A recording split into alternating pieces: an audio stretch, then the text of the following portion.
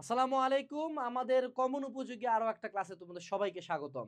আমরা আজকে উচ্চতর গণিত দ্বিতীয় পত্রের 20টা টপিক নিয়ে কথা বলবো। যে 20টা টপিকের ম্যাথ যদি তুমি করে যাইতে পারো, ইনশাআল্লাহ এইচএসসি পরীক্ষায় প্রায় 100% কমন থাকবে, 7টা সৃজনশীল কমন থাকবে, যার মধ্যে 5টা তুমি অ্যান্সার করে আসতে পারবে। কিন্তু তোমাকে এনশিওর করতে হবে যে এখানে যে 20টা টপিক আমি দিব, এই 20টা টপিক থেকে প্রত্যেকটা টপিক থেকে অ্যাটলিস্ট তুমি 2 থেকে 3টা ম্যাথ নিজ হাতে লিখে করবা। ঠিক আছে, আমি বারবার ম্যাথের ক্ষেত্রে বলতেছি যে হাতে লিখে করতে হবে। অর্থাৎ যেই ম্যাথ ধরো আমি তোমাকে বললাম যে মডুলাস ও আর্গুমেন্ট নির্ণয়, তুমি বলতে পারো বেটা তুই আমারে কইতেছি আমি জটিল সংখ্যার মডুলাস আর্গুমেন্ট পারি না। সেম ম্যাথ, সেম জিনিস আমি ধরো তোমারে দিয়ে দিলাম -3 + 4i, এটা তুমি মডুলাস আর্গুমেন্ট বের করো, তুমি দেখবা তুমি ঠেকে গেছো পরীক্ষার হলে। সো সাবধান, টপিক দেখে মনে হবে টপিক তো পারি ভাইয়া, কিন্তু আমরা টপিকটা দিচ্ছি এই কারণে যাতে তুমি টপিকগুলো থেকে অ্যান্সার করে আসতে পারো। ঠিক আছে, আচ্ছা এখন যদি চলে আসি উচ্চতর গণিত দ্বিতীয় পত্র, এটার ক্ষেত্রে আমাদের ফার্স্ট পেপারের চেয়ে আমি বলবো এটা অবভিয়াসলি ইজিয়ার। অর্থাৎ শুনতে খারাপ লাগতে পারে, but M2 is easier then M1। কারণ M2 এর কোশ্চেন পেঁচায় না, M1 এর কোশ্চেন আমরা পেঁচাইতে দেখছি।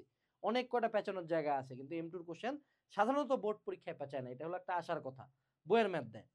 জটিল সংখ্যা থেকে আমরা যেটা করব কি, দেখো তো 1 নম্বরে লেখা আছে মডুলাস আর্গুমেন্ট নির্ণয়। এটার কোনো ব্যত্যয় নাই, এটাই হলো সবচেয়ে ইম্পর্টেন্ট। হ্যাঁ, এখন এই যে চতুর্ভাগের হিসাবটা ভাইয়া যাতে জানো, এবং অয়েলারের আকার তোমাকে, অর্থাৎ ওই যদি আমি 2e⁻i থিটা দেই, তাহলে তুমি যাতে এই আকারেও বের করতে পারো মডুলাস আর্গুমেন্ট। ঠিক আছে, কোন চতুর্ভাগে গেলে মডুলাস আর্গুমেন্টের কি সূত্র হয় এটা যাতে পারো। আচ্ছা, আর কি বর্গমূল নির্ণয়। এখন বর্গমূল নির্ণয় তো তুমি জানোই, যে কোনো সংখ্যা যাতে বর্গমূল তুমি মূল সূত্র দিয়ে বের করতে পারো। এখন অনেকে যেটা করে যে 2i এর ক্ষেত্রে আলাদা একটা সূত্র করে, আলাদা নিয়ম করে, এগুলোর কোনো দরকার নাই। তুমি যেটা মূল সূত্র বর্গমূল নির্ণয়ের, ওই সূত্র দিয়ে ম্যাথ করবা। আর জটিল সংখ্যার ক্ষেত্রে বেশ কিছু প্রমাণ আছে, বিশেষ করে এই যে ওমেগার প্রমাণ আছে। ঠিক আছে, তো ওমেগার প্রমাণগুলা বা যেই প্রমাণই থাক, জটিল সংখ্যার ক্ষেত্রে যে প্রমাণগুলো আসে, তোমাকে মেড ইজির প্রথম 10টা সিকিউ থেকে বের করতে হবে যে এই 10টা সিকিউ এর মধ্যে যে কয়টা প্রমাণ আছে সে কয়টা প্রমাণ করে যাবা। আমরা এখানে তোমাকে টপিক বলতেছি, বাট আমাদের কিন্তু কিউএনএ এইচএসসি সাজেশন যেটা আছে, এটা যদি তুমি দেখো আমাদের এখানে কিন্তু ডিরেক্টলি ম্যাথ দেওয়া আছে। অর্থাৎ আমি যে চ্যাপ্টারটা বলতেছি এটা তুমি দেখবা যে জটিল সংখ্যা আমরা যদি বের করি, তুমি এখানে দেখবা ডিরেক্টলি আমরা ম্যাথ তুলে দিছি। ঠিক আছে, আমাদের ডিরেক্ট ম্যাথ তুলে দেওয়া আছে। তো এইখানে ম্যাথটা পাবা, এখানে কিন্তু সলিউশনও পাবা, এবং এখানে কিন্তু 3 স্তরের টপিক বিন্যাস আছে প্রত্যেকটা সাবজেক্টে। সো যারা লাস্ট মোমেন্টে আছে সাজেশন খুঁজেই পাচ্ছ না, কুলাই পাচ্তেছো না, তারা অবশ্যই কিউএনএ এইচ সাজেশন কিনবা।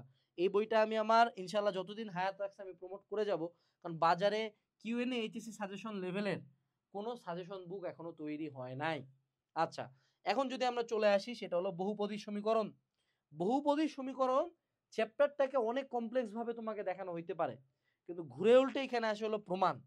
প্রমাণ থাকবে কোথা থেকে, আবারও বলতেছি কি, মেডিজির প্রমাণ আমরা পড়বো। কয়টা মেডিজির সিকিউ পড়বো, 10টা সিকিউর যে কয়টা প্রমাণ আছে সে কয়টা প্রমাণ আমরা পড়ে যাব, শেষ।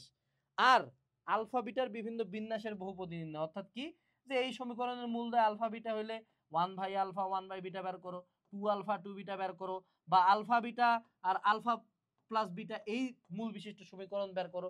যেই কেসে দেখ তুমি যাতে আলফা বিটা দিয়ে বের করতে পারো।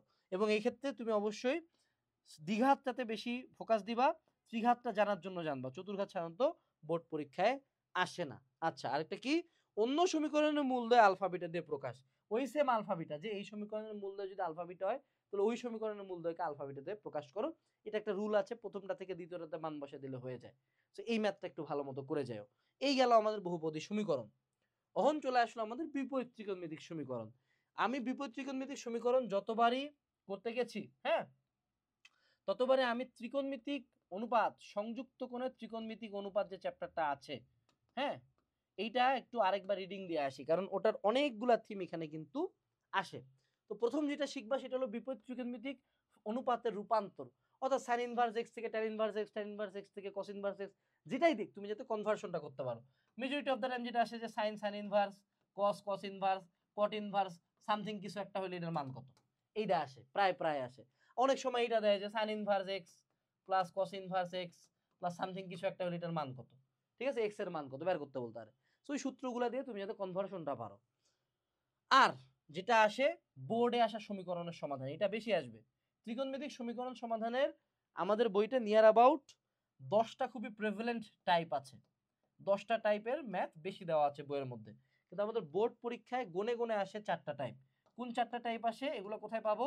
কিউএনএ এইচএসসি সাজেশনে। ভাই যদি সাজেশন না কিনি তাহলে আমার মেডিসি খুলতে হবে, প্রথম 10 থেকে 15টা সিকিউ এর মধ্যে যে কয়টা ত্রিকোণমিতিক সমীকরণ সমাধান আছে সেগুলো আমাকে ম্যানুয়ালি করতে হবে।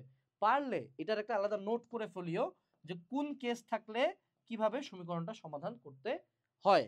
আচ্ছা, এরপরে আসলো হলো ভাইয়া স্থিতিবিদ্যা ও গতিবিদ্যা, দুইটা একসাথে বলছি, দুইটা একসাথে বলছি। কেন বলছি? কারণ আমি এখন তোমাকে টিপস দিয়ে দিব, প্রত্যেকটারই কিন্তু ম্যাথ ডিরেক্ট বলে দেওয়া যায় না, আমি এখানে তোমাকে টিপস দিব। মনে রাখতে হবে এই দুইটার মধ্যে যে কোনো একটা ভাইয়া, দুইটা তুমি কখনো পড়তে পারবে না, কেউ পারবে না, যে কোনো একটা পড়তে হবে। 2 নাম্বার, গতিবিদ্যা স্কিপ করা ভালো। গতিবিদ্যা ফিজিক্সের জন্য ভালো, কিন্তু ভাইয়া এইচএসসির জন্য গতিবিদ্যা নট এ গুড থিং। স্থিতিবিদ্যার ডিরেক্ট প্রমাণ দেয়, হুবহু প্রমাণ, মুখস্থ কোনো মতন ভুজুং ভাজাং দিয়ে লাস্টে প্রমাণিত লিখলেই হয়, কিন্তু গতিবিদ্যা একটু ভাজ আছে, ঠিক আছে? আর তৃতীয় যেটা, শুধু মেডিসির প্রমাণ করে যাব। আমার জীবনে যখন প্রথম দিন আমি গতিবিদ্যা পড়তেছি, আমি স্যারকে বলছিলাম যে স্যার এত কঠিন জিনিস কেমনে পড়বে, এতগুলা প্রমাণ কি পারা যায়, সবসময় কি আমি প্রমাণ করতে পারবো? বলছি যে না, আমি তোমাকে 15টা প্রমাণ দাগায় দিচ্ছি, এই 15টা দিয়ে তোমার বুয়েট ভর্তি পরীক্ষা পার হয়ে যাবে। আসলেই পার হয়ে গেছে, এইচএসসিও পার হয়েছে, চান্সও পেয়ে গেছি বুয়েটে, ঠিক আছে? তো এই প্রমাণগুলো কোথা থেকে পাবো ভাইয়া? মেডিজি থেকে পাবো, অথবা আরো স্পেসিফিক্যালি যদি আমরা চাই এক্সাক্ট কোন কোন ম্যাথ করতে হবে সেটা হলো কিউএনএ এইচএসসি সাজেশন থেকে পাবো। সো এই দিয়ে আমাদের চলে গেল কিন্তু আমাদের উচ্চতর গণিত দ্বিতীয় পত্র। মনে রাখতে হবে math is all about practice. So এই পুরা সর্বশেষ সময়ে তুমি যদি অ্যাটলিস্ট 100টা ম্যাথ নিজ হাতে লিখে করো, হাতে লিখে করো, অনেক ক্ষেত্রে এই প্রত্যেকটা টপিকের যদি একটা করে ম্যাথ ধরি তাহলে বা দুইটা করে ম্যাথ ধরি, 50টা ম্যাথ যদি আমরা দুইবার করে হাতে লিখে করি, যারা আমরা পাস করতে পারতেছি না, দুইবার করে হাতে লিখে করলে দেখবা ইনশাল্লাহ পরীক্ষা তোমার অনেক ভালো হয়ে গেছে।